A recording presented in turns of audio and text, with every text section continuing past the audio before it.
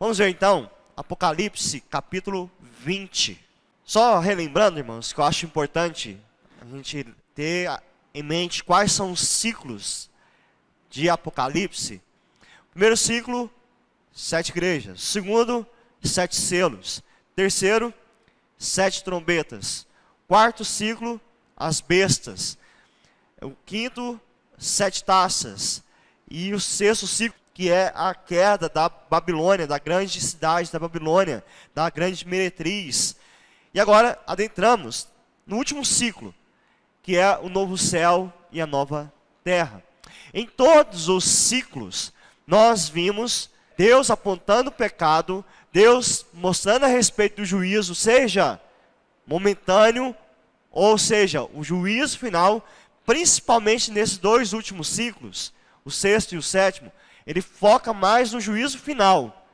As menções aqui é a respeito do dia do Senhor, da grande volta de Cristo Jesus. Mostra também a igreja sendo guardada por Deus, mesmo diante do juízo, seja o juízo momentâneo, seja o juízo final, a igreja é guardada, a igreja é preservada, a igreja é vitoriosa juntamente com Cristo Jesus. O Cordeiro que foi morto, mas que vive e vive eternamente. Aquele que é Rei dos reis e Senhor dos senhores. Todos os ciclos têm esse parâmetro. Inclusive, este último aqui, mas reforçando, que ele vai pegar principalmente a ideia do juízo final. Aqui, ele vai tratar, nesse capítulo 20 que nós vamos ver hoje, sobre a derrota de Satanás, a derrota da morte e, de fato, o estabelecimento do juízo final. Nós vamos ver aqui a respeito de Satanás, qual é a condenação reservada a Satanás, que agiu e agirá ainda nesse mundo de diversas formas, através das bestas, através do anticristo, através da grande Babilônia, ou seja, todos os recursos que ele tinha para enganar as pessoas, ou para tirar o foco de Cristo Jesus, ele vai ser julgado por isso.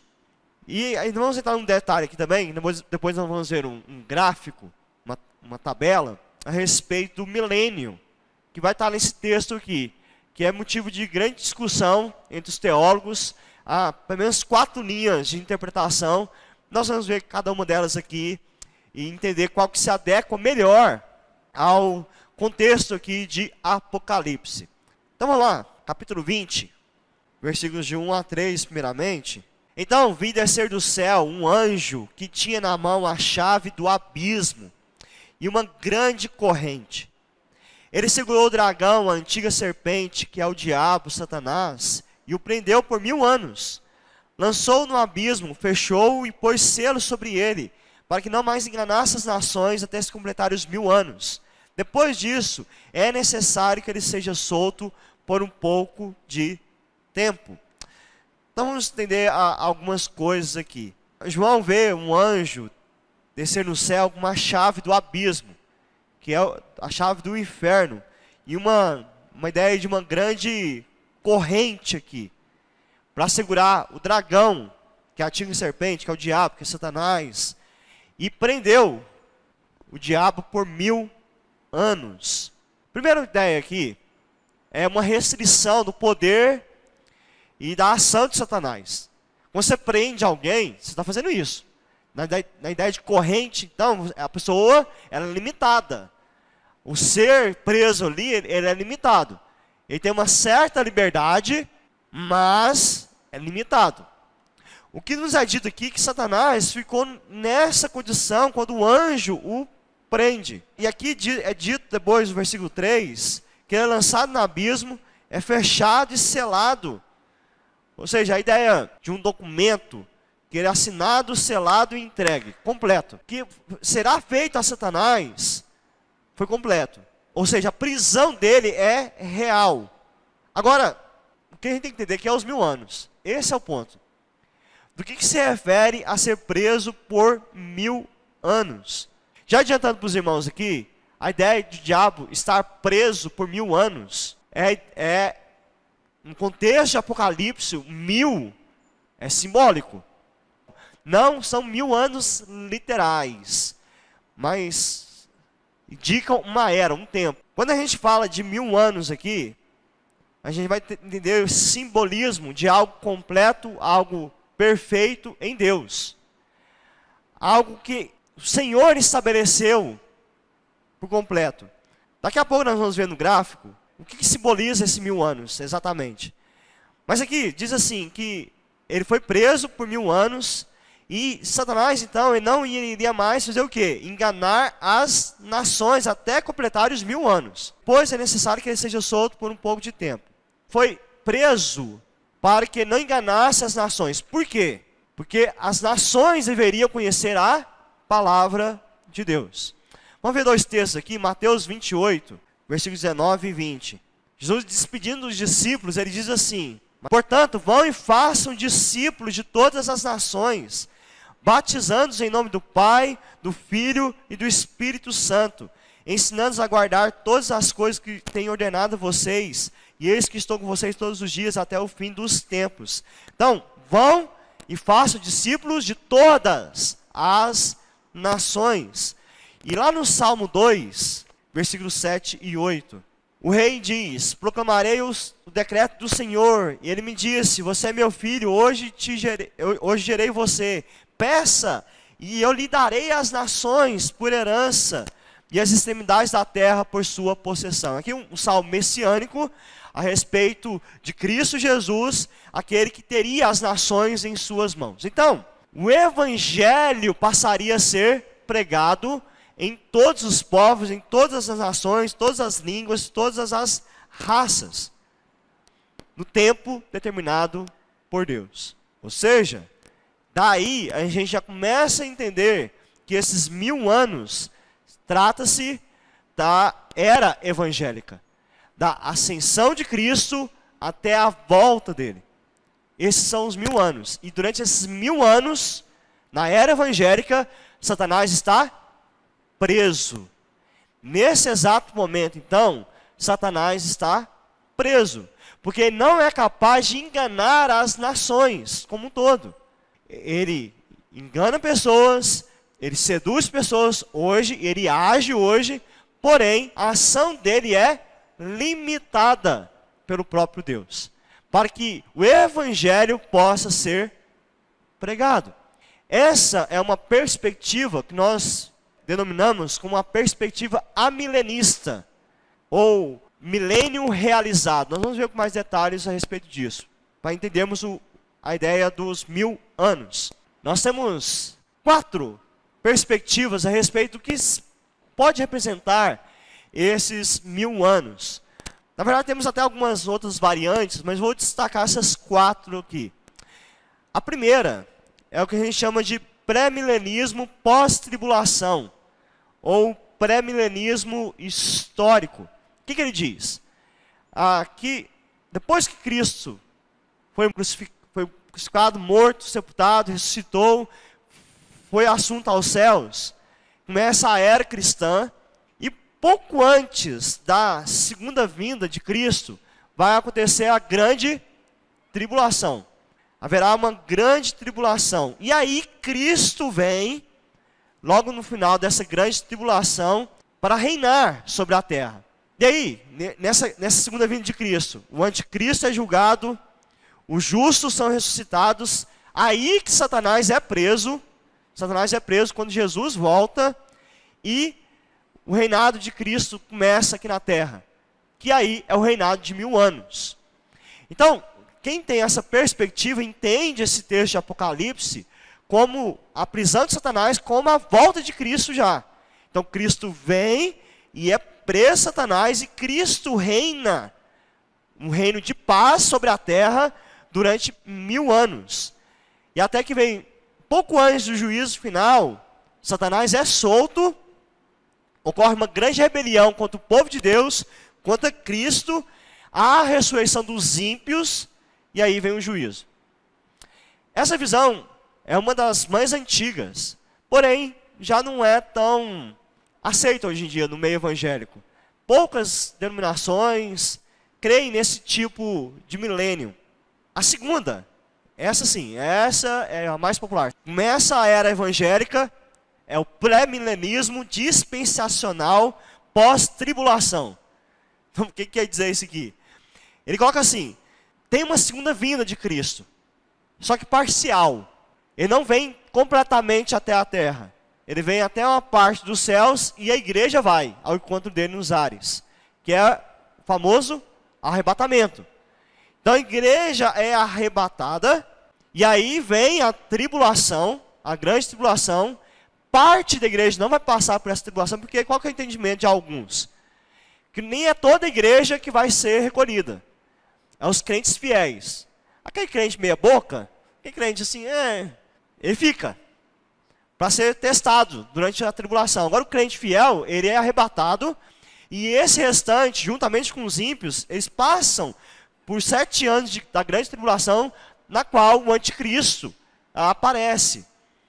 E aí Jesus vem por completo, juntamente com a igreja que ele tinha arrebatado, e aí acontece a grande batalha de Armagedon. A gente conversou sobre isso há dias atrás. E que haveria, de fato, um conflito militar entre o povo de Deus, a igreja, e o mundo aqui na terra. Nessa segunda vinda de Cristo, após essa batalha, haveria a condenação das nações hostis a Israel. Então, haveria uma grande perseguição a Israel também, e quem fosse hostil a Israel seria condenado. E aí, quando Cristo vem, nessa segunda vinda, ele também reinaria aqui na terra durante também 1000 anos. E o reinado dele seria em Jerusalém, no trono de Davi. Ele ia se assentar no trono de Davi. E mais, o templo seria reconstruído e voltariam a se realizar sacrifícios com memoriais, para ser lembrado o tempo do Antigo Testamento e agora como memorial da salvação que Deus promoveu através do Cordeiro, que é Cristo Jesus.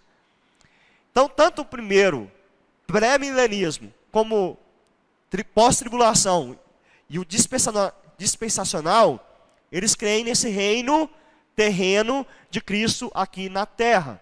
E aí, pouco antes do juízo final, Satanás seria solto, e aí haveria uma grande batalha contra a cidade de Jerusalém, depois do juízo final. Essa visão, meus irmãos, é a que mais as denominações evangélicas aceitam.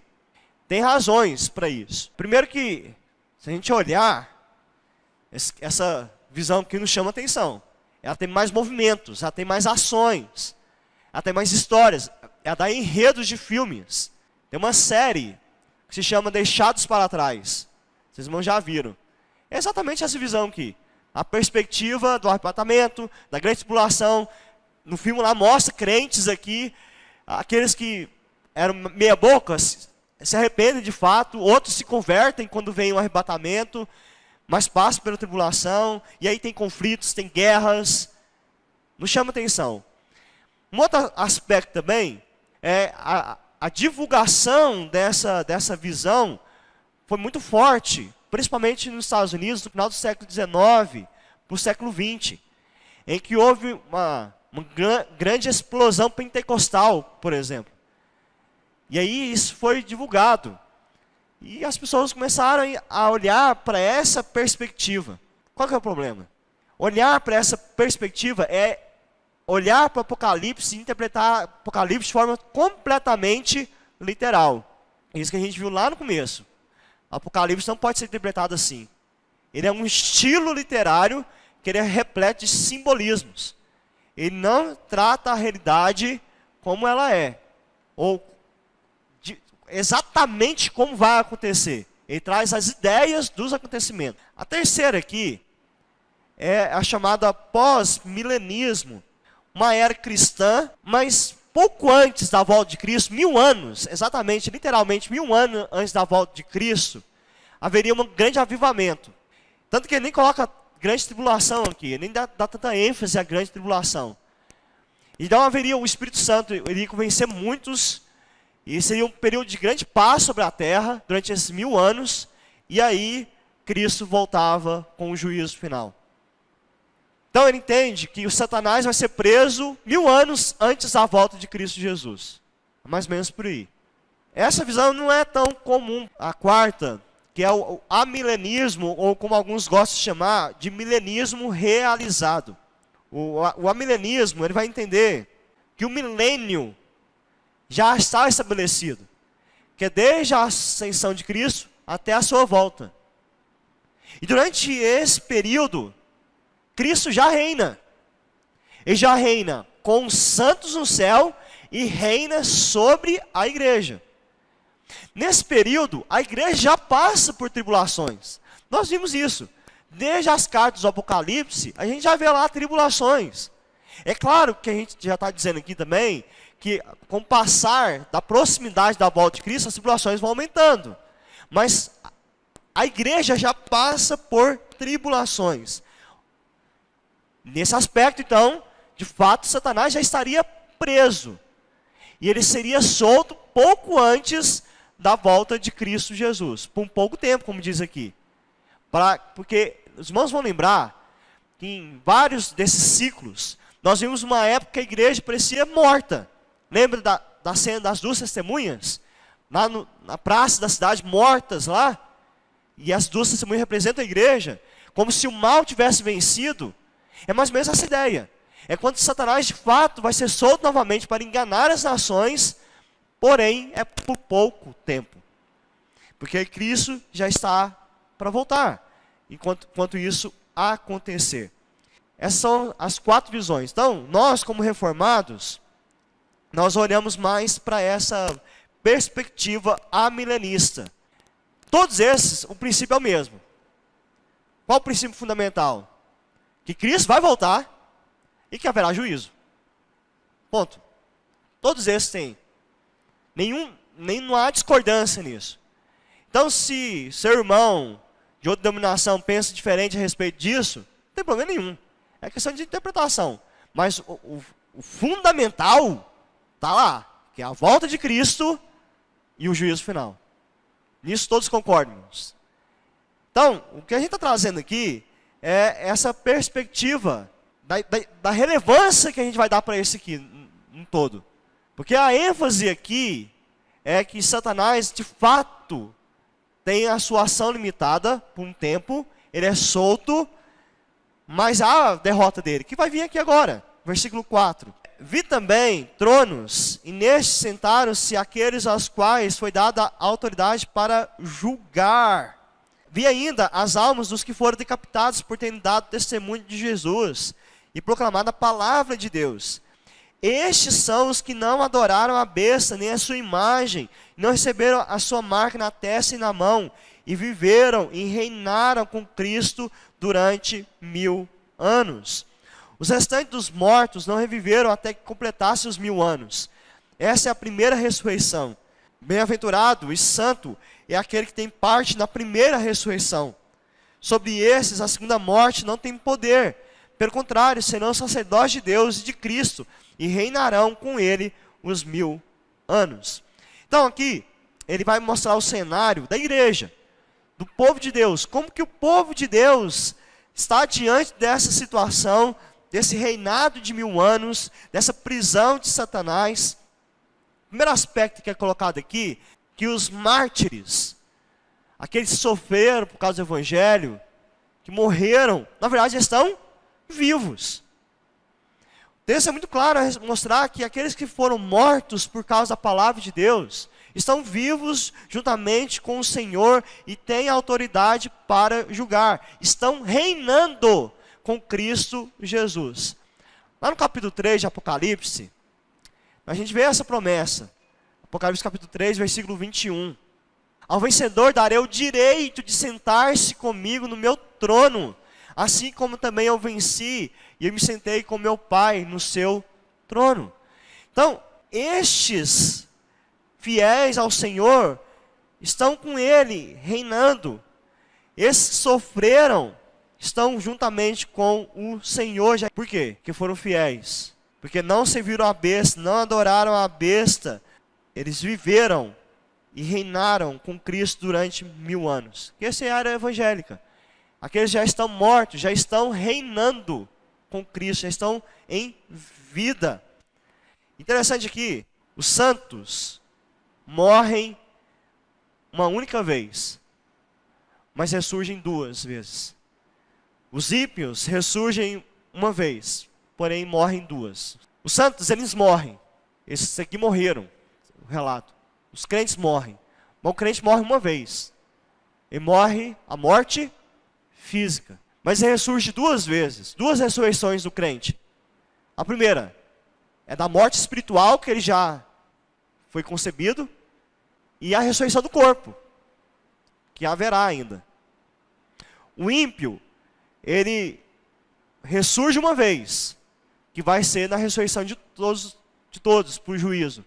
Mas ele morre 2. Ele morre fisicamente e morre espiritualmente para todo sempre. Ou a morte eterna. Melhor dizendo, a morte eterna. Ele vai ficar morto eternamente. O que nos é dito aqui é justamente essa diferença entre o justo, o santo e o ímpio. Por isso que ele fala aqui que o versículo 5, os restantes dos mortos não reviverão até que se completem os 1000 anos. Esses mortos aqui são mortes espirituais. Essa é a primeira ressurreição, que é a ressurreição espiritual. Os ímpios não passam por essa ressurreição. Eles não têm uma nova vida em Cristo Jesus. Eles permanecem mortos. E sobre os que passam pela primeira ressurreição, a morte não tem poder. A segunda morte, a morte eterna, não tem poder. Pelo contrário, serão sacerdotes de Deus e de Cristo e reinarão com Ele os 1000 anos. Estarão para sempre com o Senhor. Então, bem-aventurado e santo é aquele que tem parte na primeira ressurreição. É essa que interessa nesse momento. E que nós já temos. Nós que estamos em Cristo, nós já passamos pela primeira ressurreição. Nós já estamos vivos em Cristo Jesus. Saímos da morte para a vida. Mesmo que a primeira morte venha até nós, nós ainda permaneceremos com vida. Foi isso que Cristo falou. Aquele que crê em mim, mesmo que morra, viverá. Por causa dessa ressurreição garantida a nós. E aí vem o cenário da soltura de Satanás. Versículo 7. Quando, porém, se completar os 1000 anos, Satanás será solto da sua prisão e sairá para enganar as nações que estão nos 4 cantos da terra, Gog e Magog, a fim de reuni-las para a batalha. O número dessas é como a areia do mar. Marcharam então pela superfície da terra e cercaram o acampamento dos santos e a cidade amada. Porém, desceu fogo do céu e os consumiu. O diabo que os tinha enganado foi lançado no lago de fogo e enxofre, onde já se encontra a besta, o falso profeta, e serão atormentados de dia e de noite para todos sempre. Qual que é a ideia então? No final da era evangélica, Satanás é solto para enganar novamente as nações, por um levante contra o povo de Deus.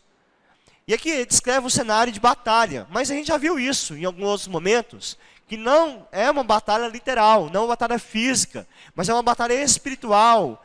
Tendo entendimento também, meus irmãos, que chegará um tempo que as artimanhas que Satanás utilizou para enganar as nações, com a besta, o anticristo, o falso profeta, a grande meretriz, tudo que ele usou para enganar, já vai ter ido por água abaixo, já teria sido fracassado. O mundo estará em total colapso. Só que em vez de o mundo se arrepender, ver que deu tudo errado, ver que nada deu certo nesse mundo, ver que virou um caos, o mundo se volta completamente contra o cristianismo. E nessa batalha aqui, nessa descrição de batalha, é voltar-se contra os santos, contra a cidade amada de Deus, a cidade querida, a Jerusalém, não especificamente a cidade aqui na terra, mas a ideia aqui da multidão dos santos reunidos. E haverá esse protesto final e mundial contra a igreja. Só que acaba de uma forma tão assim, dá nem emoção. O texto que diz que, porém, desceu fogo do céu e consumiu tudo. Acabou. Quando Deus resolver acabar, ou trazer o seu juízo, acabou, vai acabar. Não tem luta, não tem batalha, não tem força, não tem nada. A gente viu isso. Com o sopro da sua palavra, com o poder da espada da sua palavra, Deus acaba com tudo. E nesse sentido, quando ele derrota todo o levante de Satanás, Satanás é julgado. O versículo 10 diz que ele foi lançado no lago de fogo e enxofre. E ali a ideia do sofrimento eterno de Satanás como perdedor e como sofredor. Ele vai sofrer eternamente, dia e noite. Então, mais do que simplesmente não ter mais a ação de Satanás, ele está condenado ao sofrimento eterno. E aí vem o versículo 11, que não só Satanás será julgado, mas todos. Vi um grande trono branco e aquele que está sentado nele. Trono branco dá a ideia aqui de um juiz santo, justo. A terra e o céu fugiram da presença dele e não se achou lugar para eles. Ou seja, não tem fuga. Vai ter o dia do encontro, ninguém escapa dele. Versículo 12. Vi também os mortos, os grandes e os pequenos. Não tinha classe social, não tinha raça. Todos os mortos estavam em pé, dando a ideia diante da autoridade, né, de um momento solene, diante do trono. Então foram abertos livros. Ainda outro livro, o livro da vida foi aberto. E os mortos foram julgados segundo as suas obras, conforme o que estava escrito no livro. Aqui é uma das cenas de Apocalipse que as pessoas mais ficam imaginando. Como será? Fico imaginando a cena lá, Deus no trono, ele abre vários livros, um livro de cada um, da história de cada um, e vai lendo. E deixa o grande livro, o livro da vida, aberto de lado, para fazer algum tipo de consulta depois. Mas não é bem por aí, meus irmãos. A ideia do texto aqui, primeiro, todos vão comparecer diante do Senhor, todos. Seremos julgados conforme nossas obras. Isso vai ser contado diante do Senhor. O que nós fizemos, deixamos de fazer. O texto vai mostrar aqui que a ideia de todos, ó, versículo 13. O mar entregou os mortos que nele estavam. Por que fala do mar? Essa é uma coisa interessante. Quando tem acidente marítimo, os corpos, né, vão para o fundo do mar. Você não resgata um corpo no fundo do mar. Então mesmo que você pense, aquele corpo no fundo do mar, não tem jeito. Deus vai trazer. A morte e o inferno entregaram seus mortos que neles haviam e foram julgados, um por um, segundo as suas obras. Então, a morte e o inferno foram lançados no lago de fogo. Esta é a segunda morte, o lago de fogo, a condenação eterna. E se alguém não foi achado escrito no livro da vida, esse foi lançado no lago de fogo. Então, se nós fôssemos apresentar diante do Senhor a nossa defesa, de acordo com os livros das obras, todos nós estaríamos condenados. Se o critério de julgamento de Deus fosse os livros das obras, todos nós estávamos condenados. Mas o critério não é esse. O critério aqui é qual? O livro da vida. Ou o livro da graça. Aqueles que estão com o nome no livro da vida, e esse livro foi escrito antes da fundação do mundo. É claro que não é um livro literal, meus irmãos. Não existe esse livro no céu. Mas a ideia é de que Deus escolheu estes antes da fundação do mundo. É esse que Deus escolheu livremente pela sua graça, pelo seu amor. Esses estão livres do inferno. Esses estão livres da segunda morte. Agora, aqueles que não estão nesse livro estão condenados ao lago de fogo. Então o que João descreve aqui, nesse capítulo 20, é, de modo muito resumido, a história do juízo, em que a era da pregação do evangelho vem a liberdade de Satanás temporária, mas logo em seguida já vem o juízo dele, e o juízo eterno. Mas juntamente com ele serão julgados todos. Os crentes já têm a marca do Cordeiro, já estão justificados. Mas os ímpios, que não têm a marca do Cordeiro, e consequência de não ter um nome no livro da vida, esses serão condenados para sempre. João vai encerrar então esse ciclo do juízo, deixando muito claro, não tem como escapar. Não tem como. Então João encerra assim. Ele reafirma: haverá o juízo. Capítulo 21 e 22, ele vai dedicar à igreja. Lembra que a mensagem de Apocalipse é uma mensagem de consolo, é uma mensagem de esperança. João vai encerrar assim. Ele vai mostrar que Deus de fato tem história em suas mãos. Se olhamos para a história agora, vemos tempos difíceis, vemos a manifestação do juízo de Deus, vemos a injustiça ainda nesse mundo, mas haverá o dia do grande julgamento, juízo final. E quem não se arrepender está condenado eternamente. Mas à igreja, ao povo dele, é reservado dias, como direi, dias eternos de alegria, de prazer, de deleite na presença do Senhor, que é o novo céu e a nova terra. E aí nós vamos entender melhor o que é o novo céu e a nova terra. O que João quer dizer com as ruas de ouro? O que ele quer dizer com a descrição das torres, dos pilares que tem lá nessa nova Jerusalém que ele vai descrever aqui? E vamos entender isso na próxima semana. Quero finalizar, irmãos, com algumas aplicações. A primeira: não se atemorize. Não deixe que o medo tome conta do seu coração. Nós estamos caminhando para o final de Apocalipse, e isso tem que ficar muito claro em nossa vida. Nós veremos tragédias nesse mundo, nós veremos situações assim, terríveis. Nosso coração tem que ter o pesar da dor do pecado nesse mundo, da compaixão, da misericórdia, mas não o medo. Porque Deus está no controle da história.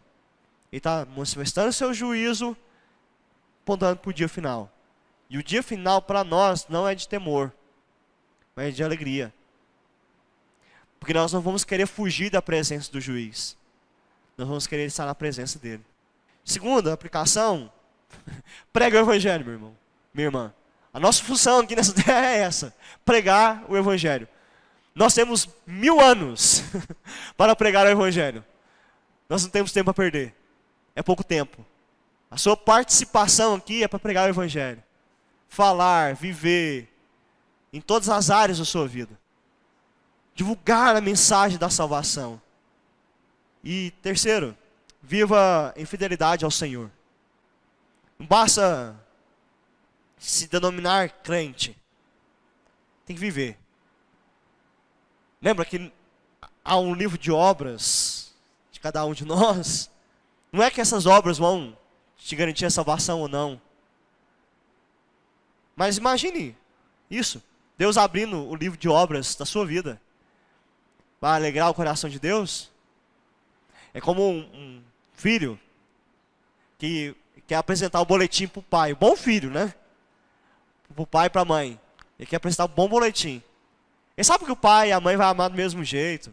Não vai mudar o amor. Mas ele quer mostrar um bom boletim. Por amor ao pai, por amor à mãe. Que mostremos um bom boletim para o Senhor. Senhor, eu vivi para ti. Eu quis te obedecer por amor ao Senhor. E louvado seja Deus, meus irmãos, porque nós já temos nossos nomes arrolados no livro da vida.